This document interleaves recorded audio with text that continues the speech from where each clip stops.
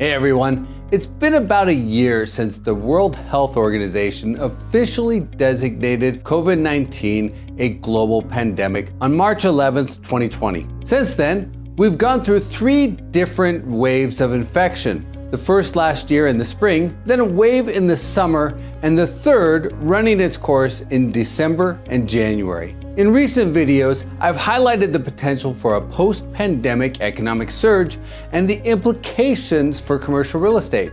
And if anything, that outlook is strengthening. Economists keep raising their 2021 economic forecasts. Last week, Morgan Stanley bumped their 2021 GDP forecast up to 8.1%. If we hit that, it would be the strongest growth since 1950. Goldman Sachs' most recent 2021 forecast was 6.8% growth, and most other economists are forecasting at least 5% growth this year. Of course, all this hinges on the new round of stimulus and the US getting enough people vaccinated to fully reopen. Currently, about 10% of the US population is vaccinated, and about 2.1 million vaccination shots are being administered daily. The addition of the Johnson & Johnson vaccine will likely boost the pace of inoculations. So, according to Dr. Fauci, and roughly verified by the math, the US will hit broad-based immunity by mid-summer, probably sometime around July or August. Considering several states are already dropping mask mandates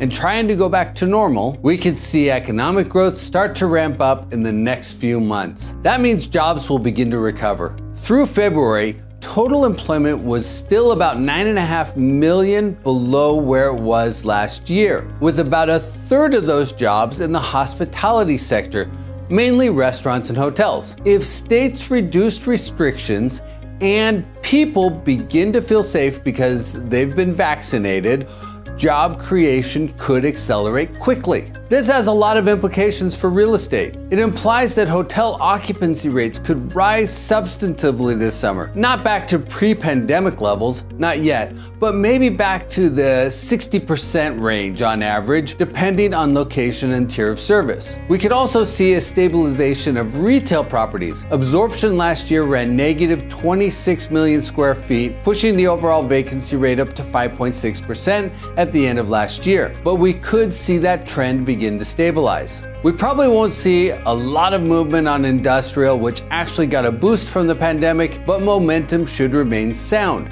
The key risk here will center more on new supply than on demand. The apartment sector could get a boost of demand in the latter part of the year as job creation helps debundle households and invigorates new household formation. I don't expect a big change in vacancy rates because this new demand will be partially offset by tenant churn as eviction moratoriums burn off. The wild card property type will be office.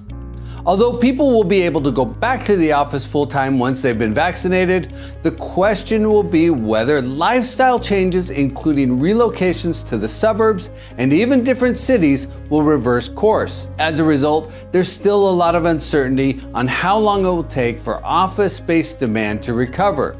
It could come back relatively quickly, or it could take a while, especially in the urban core. In general, the outlook is strengthening. We're not out of the woods yet. There are still many variables in play, but the accelerating pace of vaccine distribution is promising, and it brings with it a strengthening commercial real estate outlook. But as the crisis hopefully winds down, I want to reiterate that competition for assets will begin to rise as confidence returns. Investors need to closely consider the implications of a strengthening outlook and keep their eyes on the horizon.